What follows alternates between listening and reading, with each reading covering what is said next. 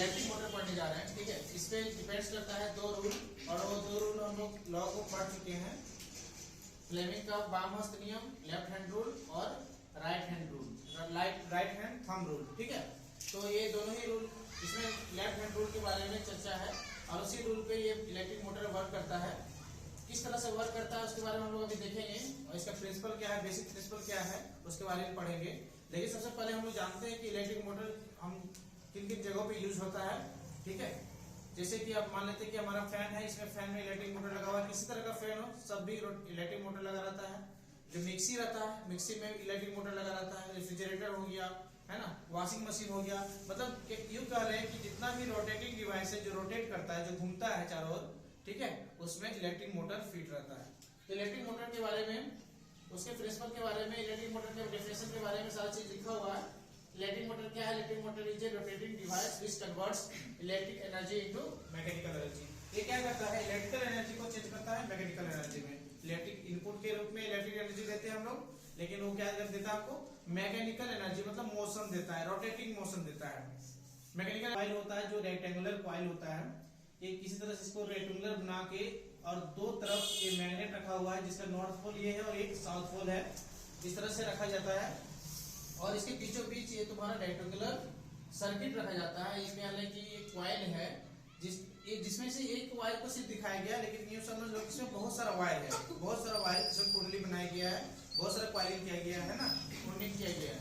तो इसमें अगर हम बीच में रखते हैं तो इस तरह से बनाया गया, और ये दोनों एक तरफ से करंट जा रहा है, एक तरफ से दूसरी तरफ से करंट को वापस आ रहा है, और ये एक इलेक्ट्रिक सर्किट से जुड़ा हुआ है, जिसमें बैटरी लगाया गया है, ताकि पोटेंशियल डिफरेंस डेवलप हो सके, और एक इधर प्लग की है, ठीक है। ये तुम्हारा, इसको एक्सल बोलते हैं, ठीक है, जिसमें से कोई भी इक्विपमेंट को सेट किया जाता है। जैसे फैन है तो पंखा इधर जो है, पंखा लगा देने से ये घूमने लगता है। और सबसे पहली बात हम ये समझते हैं कि इसमें किस तरह से ये रोटेट करता है, ये चारों ओर रोटेट करता है, उसके प्रिंसिपल के बारे में देखेंगे। तो प्रिंसिपल ये है कि when a rectangular coil is placed in a magnetic field and current is flowing through it, a force is acts on the coil which rotates it continuously। एक तुम जानते हो कि जब भी हम इलेक्ट्रिसिटी किसी करंट में फ्लो करवाते हैं, ठीक है, तो उसमें एक मैग्नेटिक फील्ड जनरेट हो जाता है। लेकिन हम यहाँ दो परमानेंट मैग्नेट लिए हैं। एक्चुअली में ये जो बनाया जाता है फैन वगैरह, या जो भी मोटर बनाया जाता है, वहां पे परमानेंट मैग्नेट नहीं होता, बल्कि टेम्पररी मैग्नेट होता है। वहां इलेक्ट्रोमैग्नेट का यूज किया जाता है। इलेक्ट्रिक को ही उसको कॉइलिंग बना के उसी में मैग्नेट जनरेट बनाया जाता है, मैग्नेटिक फील्ड जनरेट किया जाता है। लेकिन यहाँ पर हम परमानेंट मैग्नेट लिए हैं, उसके प्रिंसिपल को बस जानने के लिए, ठीक है। तो देखो ये कैसे वर्क करता है। जैसे हम यहाँ पर प्लग को ऑन करते हैं, तो यहाँ से क्या होता है? पोटेंशियल डिफरेंस बनाना शुरू कर देता है। तो यहाँ से पॉजिटिव चार्ज निकलेगा, हम जानते हैं कि करंट का डायरेक्शन होता है positive to negative. That means कि करंट इस तरह से फ्लो करेगा, यहाँ से अंदर घुसेगा, और ये रेक्टेंगुलर कॉइल में फ्लो करता हुआ यहाँ से वापस निकल के अब तुम्हारा फिर से बैटरी में जुड़ जाएगा, ठीक है। तो यहाँ पर जब देखते हैं हम लोग कि जब करंट यहाँ से इस कॉइल में आया, रेक्टेंगुलर कॉइल में आया, तो यहाँ पर करंट का डायरेक्शन ये हो गया, करंट का डायरेक्शन ये हो गया। और हम लोग जानते हैं एक बात, क्या जानते हैं कि ये तुम्हारा मैग्नेट है, ये मैग्नेट है, तो मैग्नेट में मैग्नेटिक फील्ड किस तरह से चलता है? मैग्नेटिक फील्ड किधर से किधर होता है? ये तुम जानते हैं, डायरेक्शन ऑफ मैग्नेट किधर होता है? नॉर्थ टू साउथ होता है, ये जानते हो ना, नॉर्थ टू साउथ होता है मैग्नेट। और मैग्नेटिक फील्ड को हम लोग बी से दर्शाते हैं। मैग्नेटिक फील्ड को किससे दर्शाते हैं? बी से, ठीक है। तो हम कहते हैं कि ये तुम्हारा मैग्नेटिक फील्ड का डायरेक्शन है, और ये करंट का डायरेक्शन है, ठीक है। तो इस पे एक फ्लेमिंग का वामहस्त नियम या फ्लेमिंग का लेफ्ट हैंड रूल हम लोग पढ़ चुके हैं कि इस तरह से जो है, अगर तुम्हारा ये करंट का डायरेक्शन है, ये मैग्नेटिक फील्ड का डायरेक्शन है, तो उस पे एक जो फोर्स एक्ट होगा इसकी वजह से, वो किसका फोर्स का डायरेक्शन ये होगा, ये हम लोग पढ़ चुके हैं, due to Fleming left hand rule, ठीक है। तो ये तीनों ही आपस में परपेंडिकुलर होते हैं, तीनों ही एक दूसरे के लंबवत होते हैं, ठीक है।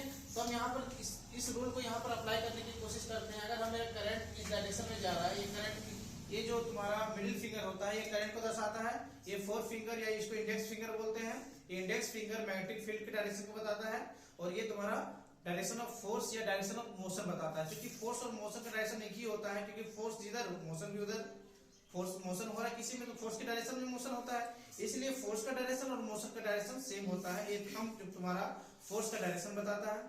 ठीक है, तो इस रूल को अगर यहाँ पर अप्लाई करते हैं तो ये देखते हैं कि हम लोग किस तरह से बात बनता है। देखो ये जो है करंट का डायरेक्शन है, करंट का डायरेक्शन इसको बताता है, ठीक है ना। तो ये करंट का डायरेक्शन अगर इस ओर करते हैं तो मैग्नेटिक करंट का डायरेक्शन इधर हो गया, ये करंट का डायरेक्शन है, ये मैग्नेटिक फील्ड का डायरेक्शन इधर है, तो ये फोर्स का डायरेक्शन किधर की ओर जा रहा है, किधर की ओर जा रहा है, अंदर की ओर जा रहा है ना, अंदर की ओर ढकेल रहा है इसको, तो इसको ढकेल रहा है तुम्हारा अंदर की ओर। ठीक है, इस इंड को धकेल रहा है, इस कॉइल को फोर्स लग रहा है इस कॉइल पे अंदर की ओर। सिमिलरली अगर इस पे हम लोग बात करते हैं, यहाँ पर देखते हैं कि फोर्स इधर किधर अप्लाई हो रहा है, तो इसमें हम लोग देखेंगे कि मैग्नेटिक फील्ड का डायरेक्शन इधर है, करंट का डायरेक्शन इधर है, ये करंट का डायरेक्शन है और ये फोर्स का डायरेक्शन है। व्हाट हैपेंड, लाइट, ओके, ठीक है, बोल सकते हैं। अरेंजमेंट होता है और ये बीच में ये दो मैग्नेट लगा होता है जिसमें नॉर्थ पोल और साउथ पोल है, बीच में एक रेक्टेंगुलर कॉइल रखा जाता है। इस कॉइल जो है इस कंप्यूटर्स के साथ जुड़ा होता है। इसको एक्चुअली ये कंप्यूटर की तरह काम करता है, इसलिए इसको कंप्यूटर बोलते हैं। ये तुम्हारा स्प्लिट रिंग्स है और स्प्लिट रिंग के थ्रू एक ब्रश लगा होता है और ये ब्रश के थ्रू ये वायर, ये सर्किट बना हुआ होता है, जिस सर्किट के थ्रू हमको करंट पास आउट करवाते हैं। ठीक है, हम इसमें करंट देते हैं, जो पोटेंशियल एक बैटरी से जुड़ा होता है, या इसको तुम डायरेक्ट एसी करंट से जोड़ सकते हो। तो इसमें पॉजिटिव टर्मिनल होगा, नेगेटिव टर्मिनल होता है। as you know that when current is current, what is the direction of current from positive to negative, ये करंट का डायरेक्शन होता है। पॉजिटिव से करंट का डायरेक्शन, करंट इधर से फ्लो कर रहा है, तो करंट इधर से जा रहा है और ये वापस होकर फिर से बैटरी में आ रहा है। ठीक है, तो करंट का डायरेक्शन में जब इधर जा रहा है और मैग्नेटिक फील्ड का डायरेक्शन हम जानते हैं नॉर्थ पोल से साउथ पोल की ओर होता है, तो ये तुम्हारा मैग्नेटिक फील्ड का डायरेक्शन हो गया, ये करंट का डायरेक्शन हो गया। इसमें जब हम फ्लेमिंग का लेफ्ट हैंड रूल लागू करते हैं तो हम पाते हैं ये तुम्हारा करंट, ये मिडिल फिंगर जो होता है, ये मिडिल फिंगर जो होता है वो करंट को दर्शाता है, और फोर्थ ये इंडेक्स फिंगर जो होता है, इंडेक्स फिंगर फोर्थ फिंगर को बोलते हैं, ये तुम्हारा मैग्नेटिक फील्ड को दर्शाता है और ये फोर्स को दर्शाता है। जो इसके वजह से जो फोर्स लग रहा है मैग्नेटिक फील्ड की वजह से, करंट जो पास कर रहा है मैग्नेटिक फील्ड में, तो उसकी वजह से एक फोर्स क्रिएट होता है। जो फोर्स यानी कि बल, जो बल कार्य करता है उसका डायरेक्शन है, और ये बल का डायरेक्शन भी यही होता है और मोशन का भी डायरेक्शन यही होता है। गति भी उसी दिशा में होता है जिस दिशा में बल लगता है, इसलिए बल की दिशा और गति की दिशा दोनों सेम होती है। दैट मीन्स अगर ये हम रूल यहाँ पर लागू करते हैं तो इस तरह से हम पाते हैं कि ये जो है, नहीं इस तरह से नहीं हो गया, ये तुम्हारा करंट हो गया ना, तो इस तरह से होगा। ठीक है, इस तरह से होगा, तो ये अंदर की ओर जाएगा, और ये जो तुम्हारा मैग्नेटिक फील्ड का डायरेक्शन है, करंट ऊपर जा रहा है और अंदर जा रहेगा फोर्स। दैट मीन्स कि फोर्स जो है तुम्हारा अंदर की ओर जा रहा है, फोर्स जो है इस डायरेक्शन में काम कर रहा है, अंदर की ओर काम कर रहा है, मतलब इस वाले इंड को, कॉइल की इस इंड को अंदर की ओर ढकेल रहा है। सिमिलरली अगर करंट ऐसे जाएगा, यहाँ पर जब करंट होगा तो करंट देख रहे हो तुम, करंट का डायरेक्शन ये है और ये है मैग्नेटिक फील्ड का डायरेक्शन। दैट मीन्स कि दोनों पैरेलल है, तो यहाँ पर फ्लेमिंग का रूल कोई रूल वर्क नहीं करेगा, यहाँ पर कोई असर नहीं करेगा फोर्स का, यहाँ फोर्स वर्क नहीं करेगा। इस इंड की बात करेंगे, ये CD में हम बात करेंगे, तो CD में करंट फ्लो होने के बाद इस डायरेक्शन में आ रहा है करंट, और मैग्नेटिक फील्ड इस डायरेक्शन में जा रहा है। तो हम लोग फोर्स पे निकालने की कोशिश करेंगे कि फोर्स किस डायरेक्शन में काम करेगा। तो हम लोग देखते हैं कि ये जो तुम्हारा ये करंट का डायरेक्शन है, ये मैग्नेटिक फील्ड का डायरेक्शन है, तो फोर्स क्या है, ये आउट ऑफ द बोर्ड आ रहा है ना, इधर की ओर एक करंट तुम्हारा बाहर निकल रहा है। दैट मीन्स कि इसको हम लोग को इसको बाहर की ओर भेजेगा, इस इंड को बाहर की ओर भेजेगा फोर्स, और इसको क्या कर रहा है, अंदर की ओर भेज रहा है। अगर हम इसी पर बात करेंगे कि अगर ये कॉइल है, अगर ये कॉइल है, कॉइल का अगर एक इंड को हमको अंदर की ओर खींच रहा है और एक इंड को ऊपर की ओर ले जा रहा है, तो क्या होगा, ये घूमेगा ना, ये रोटेट करेगा। लेकिन ये रोटेट करेगा, रोटेट करने के बाद ऐसे कभी होगा ना, तो देखोगे तुम ये वाला इंड जो है, ये वाला इंड तो पैरेलल नहीं रहा ना।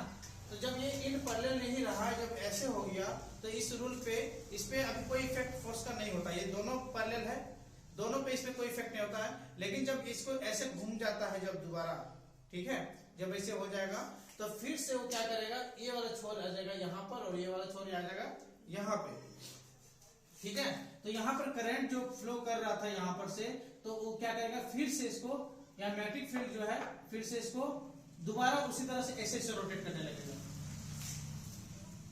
जब यहाँ पर ये रोटेट होके जब हाफ इंड घूम गया, जब इसको अंदर की ओर ढकेला, इसको बाहर की ओर ढकेला, तो ये जाके फिर से यहाँ ऐसे हो गया। तो हम लोग देखते हो कि ये पूरा का पूरा ऐसे होता है।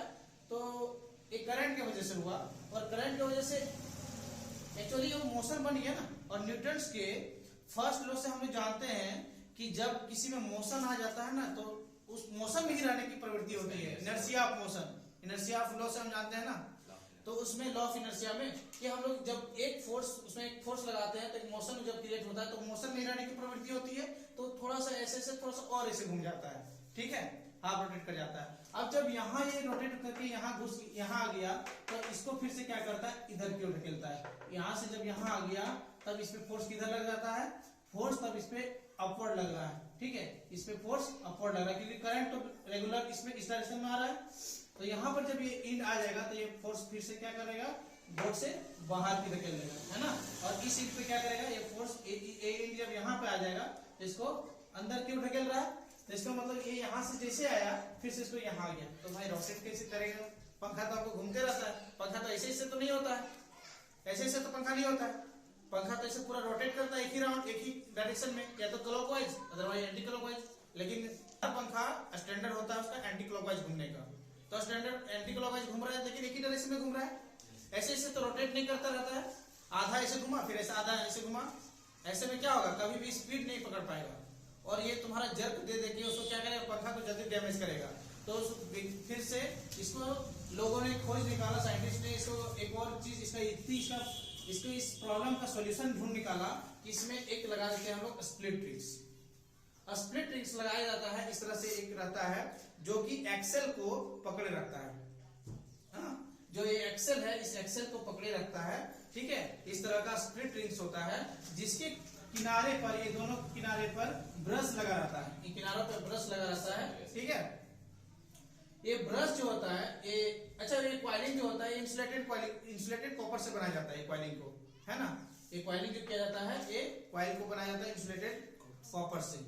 और ये ब्रश जो है, ये ब्रश भी तुम्हारा कंडक्टर ही होता है, जो कि इसमें से करंट को पास करवाता है और इसको देता है यहाँ पर स्प्लिट रिंग्स को, है ना। तो स्प्लिट रिंग्स का काम क्या है एक्चुअली में, ये जो हम लोग देखें कि एक प्रॉब्लम क्रिएट हो रहा है कि ये आधा रोटेट हो रहा है, फिर से अपोजिट रिवर्स कर जा रहा है। तो इस चीज का सॉल्यूशन क्या था, इस चीज का सॉल्यूशन ये है कि जैसे ही इसमें आ रहा है, जैसे करंट यहाँ पर फ्लो कर रहा है, ये स्प्लिट रिंग्स क्या कर रहा है, जैसे यहाँ पर से इसको आ रहा है, तो एक करंट जो है ना, स्प्लिट रिंग यहाँ देख रहे हो, ये खाली है दो जगह में, एक नीचे भी होगा, एक ऊपर भी खाली, तो वहां पर से फिर से, और उसके बाद वो डायरेक्शन को चेंज कर देता है। डायरेक्शन को जैसे एक करंट जो है, इस करंट का जैसे यहाँ से करंट इनपुट हो रहा है, यहाँ से आउटपुट हो रहा है, तो ये जो है करंट का डायरेक्शन चेंज कर देता है, मींस यहाँ से इनपुट होने लगता है, यहाँ से इनपुट होने लगता है, और यहाँ से आउटपुट होने लगता है। तो जैसे ही ये यहाँ पर पहुंचा, इसको भी मिल रहा था यहाँ पर, और यहाँ पर भी इसका डायरेक्शन यही हो जाता है। जब इसका डायरेक्शन यही हो जाएगा, तो फिर से हम लोग फ्लेमिंग का लेफ्ट हैंड रूल लगाएंगे, तो देखेंगे कि क्या देखेंगे, ये तुम्हारा सॉरी ये हो गया ना, फिर से अंदर जाने लगेगा, फिर से अंदर जाने लगेगा ना। इस तरह से फ्लेमिंग का लेफ्ट हैंड रूल लगाएंगे, तो फिर से अंदर ये अंदर फोर्स जो है ये अंदर भी कम करेगा। तो ये रोटेशन तो ऐसे ही हो रहा था, इस तरह से रोटेशन हो रहा था, ठीक ना, एंटी क्लॉकवाइज, एंटी क्लॉकवाइज, एक क्लॉकवाइज एंटी क्लॉकवाइज है, क्लॉकवाइज है, ये क्लॉकवाइज फिर से रोटेट करना पड़ेगा। तो ये आधा रोटेशन जो किया उसको ये पूरा कर देता है। तो इस तरह से आधा रोटेशन के बाद हर बार ये जो है स्प्लिट रिंग्स जो है तुमको रोटेशन को पूरा कर देता है, और करंट को हर बार चेंज करता है। हाफ रिवोल्यूशन के बाद ये तुम्हारा करंट का डायरेक्शन को चेंज करते रहता है, ठीक है। ये काम है क्योंकि कम्यूटेटर का, तो यहाँ पर ये स्प्लिट रिंग्स जो है ये काम करता है, किसका, कम्यूटेटर का काम करता है, कि हर रोटेशन में, हर हाफ रोटेशन में ये तुम्हारा करंट का डायरेक्शन को चेंज कर देता है, ठीक है। अब यहाँ पर एक्शन जुड़ा होता है, ये चीज जो है हमेशा रोटेट करने लगता है, और इसके साथ साथ तुम्हारा क्या होता है कि ये पूरा चीज है, ये पूरा स्प्लिट रिंग्स, और यहाँ से ये पूरा रोटेट होता है। अब ये रोटेट होता है, तो यहाँ पर से क्या होता है, यहाँ ब्रश लगा होता है, जो ब्रश जो होता है इस स्प्लिट रिंग से सटा होता है, जिससे करंट फ्लो होता है, ठीक है। ये ब्रश जो होता है इसके साथ सटा हुआ रहता है, जिससे करंट फ्लो होता है ना। और इस तरह से तुम्हारा रोटेशन होते रहता है, और उस तरह से यहाँ पर एक्शन में कोई चीज लगाया जाता है, या तो टुल्लू पंप हो गया तुम्हारा, है ना, पंप वगैरह जिससे पानी खींचते हैं हम लोग, किसी तरह का मोटर होता है उसमें यहाँ पर लगा देते हैं, वो उसका काम होता है घूमने का, तो घुमाता है, फैन लगा देंगे, अटैच कर देंगे एक्शन में, फैन घूमते रहेगा। इस तरह से कंटिन्यूअसली रोटेशन हमको मिलता है। ठीक है, यही इसका प्रिंसिपल है, इसके काम करने का ढंग है। ठीक है, एक्चुअली में ये तुम्हारा यहाँ परमानेंट मैग्नेट लगा हुआ है, लेकिन जो डेली यूज में हम लोग जो कंपोनेंट यूज करते हैं हम लोग आज की डेट में, वो परमानेंट मैग्नेट ना होकर टेम्पररी मैग्नेट को लगाया जाता है। ठीक है, तो कम्यूटेटर के बारे में देखो, यहाँ पर लिखा हुआ है कि it is a device which reverses the direction of flow of current through a circuit. एक सर्किट के द्वारा अपने करंट के डायरेक्शन को हमेशा जो चेंज करता है उसको हम लोग कम्यूटेटर बोलते हैं। और कम्यूटेटर यहाँ पर कौन वर्क कर रहा है? कम्यूटेटर का काम कौन कर रहा है? स्प्लिट रिंग्स, है ना, विभक्त विलय। हिंदी में इसको बोलते हैं विभक्त विलय। एक्सल को बोलते हैं धुरी और ब्रश को बोलते हैं ब्रुश, जो कि एक्स और वाई है। यहाँ पर ब्रश है ना, एक्स और वाई। ठीक है, ठीक, इस तरह से तुम्हारा इलेक्ट्रिक मोटर जो है वर्क करता है।